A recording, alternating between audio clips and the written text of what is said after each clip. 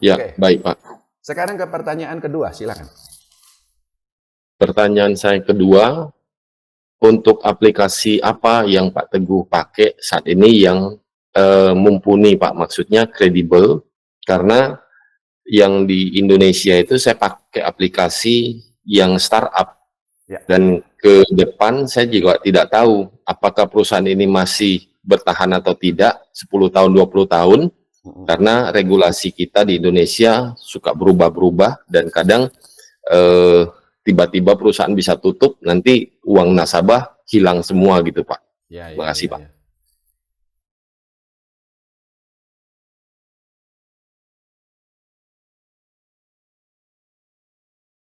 Ini juga pertanyaan yang sering disampaikan ya. Jadi kita pakai broker apa gitu, seperti itu. Nah, problemnya begini. Bukan problemnya.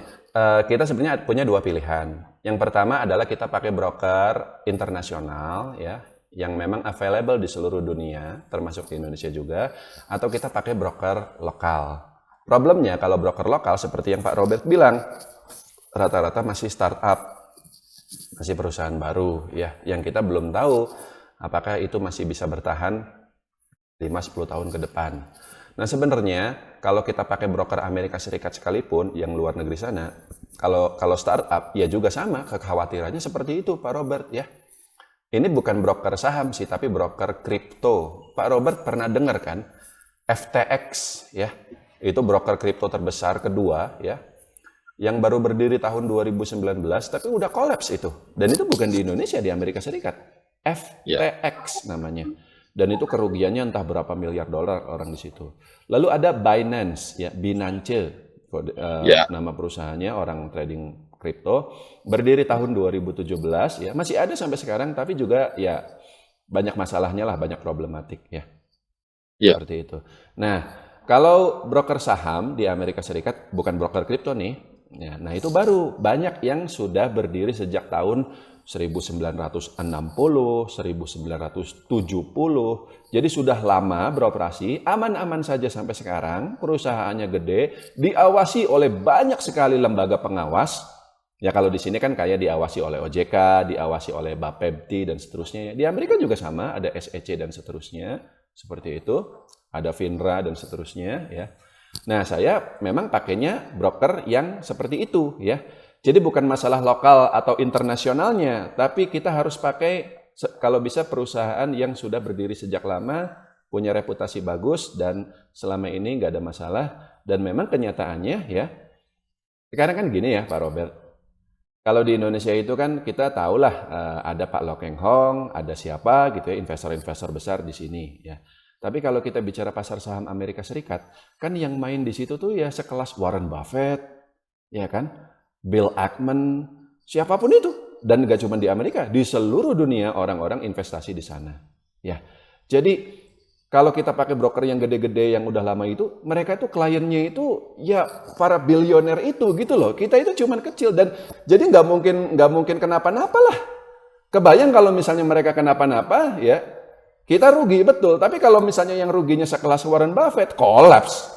Apa namanya satu dunia itu bisa Great Depression lagi seperti dulu tahun 1930. Kita bakal terjadi krisis moneter. Nah, ya betul. Jadi ini bedanya dengan katakanlah yang tadi Pak Robert bilang, startup. Ya kliennya kecil-kecil semua, Pak. Nggak mungkin ada yang raksasa berani masuk di situ. Dan kalau kayak gitu kolaps, nggak akan diapa-apain sama pemerintah. Ya sama kayak bank ya, Bank BCA, Bank BRI, kalau dia kenapa-napa nih, ini amit-amit ya, tapi kalau dia kenapa-napa, ya pasti pemerintah akan turun tangan. Tapi kalau misalnya koperasi kecil-kecil bangkrut, ya biarin aja, nggak ngaruh gitu loh. Nah jadi betul, sebaiknya kita pakai sekuritas yang luar ya. Saya pakai sekuritas apa? Ya saya sudah nunjukin sebenarnya di video seminar dan seterusnya. Tapi Pak Robert, kata kuncinya itu. Googling baik. aja, broker internasional ya. Ada banyak pilihannya ya. Vanguard, ya Charles Schwab, IBKR. Ada satu lagi yang sekarang sebenarnya lagi rame, everybody menggunakan. Robinhood namanya, cuman Ya, saya gitu. kurang yakin karena ini baru juga termasuknya. Ini Ya, baru tahun 2013 apa 2010 gitu ya. Itu gede banget, gede banget. Dan aman-aman aja sampai sekarang. Tapi ya saya belum berani di situ gitu ya. Nah, problemnya ya balik lagi ya. Kalau broker-broker asing ini kan mereka di kita itu ya karena belum dapat izin dari OJK, dari otoritas terkait di sini, dan alhasil diblokir websitenya. Ya, jadi agak rumit kalau misalnya kita mau buka rekening di sana ya. Nah, tapi ya untuk dapat syarat open di sini kan ya jangankan perusahaan broker seperti itu Pak Robert ya. Perusahaan sekelas Apple mau jualan iPhone aja ribetnya luar biasa kan di sini ya. Jadi bukan salah brokernya Pak kalau mereka nggak dapat izin. Memang ya mohon maaf ya di kita ini serba susah lah ya. Ada yang mau invest di sini kagak jadi, ada ormas dan seterusnya ya kan, dipalak ini palak itu ya. Jadi ya dan alhasil kitanya juga jadi susah seperti itu. Nah, tapi balik lagi Pak Robert, bahkan perusahaan besar mapan itu pun sama, tidak ada jaminan bakal jadi aman seperti itu. Saya sendiri pun dalam banyak kesempatan sudah menyebutkan ya, saya di US ini masih pakai dana yang kecil, sebagian besar aset kita masih di saham Indonesia ya. Kita coba-coba aja dulu pelan-pelan dulu ya.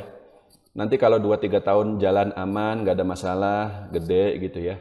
Saya malah mikirnya begini, udahlah saya nggak akan setor-setor lagi nih ke sekuritas yang di Amerika ini ya. Biar dana yang ada aja kita ini gulung terus gitu loh, sampai mudah-mudahan jadi gede gitu seperti itu. Tapi kalau memang semuanya sesuai dengan rencana kita ya, yang tadi kita bahas Pak Robert bisa DCA, profit dan seterusnya gitu ya. Ya kita bisa untuk yang tadi Pak Robert tujuan untuk pendidikan anak dan seterusnya dalam jangka panjang. Begitu. Cukup ya Pak Robert?